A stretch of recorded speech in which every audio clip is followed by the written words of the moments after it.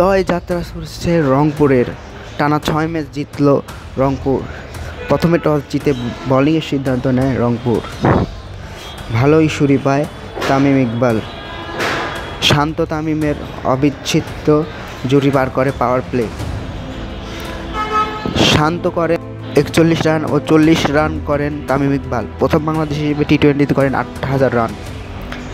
এরপরে বাকি ব্যাটারদের সহযোগিতায় 197 রান করে বরিশাল।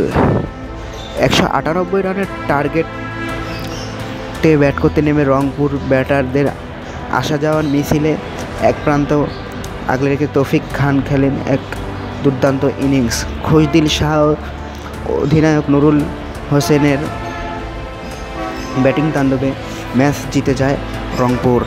6 ম্যাচের 6টাতে জিতে টেবিল টপার বর্তমানে রংপুর। সোশ্যাল মিডিয়াতেই দাপট দেখা যাচ্ছে রংপুরের। সোশ্যাল মিডিয়া ও মাঠে সমানভাবে দাপট দেখাচ্ছে রংপুর।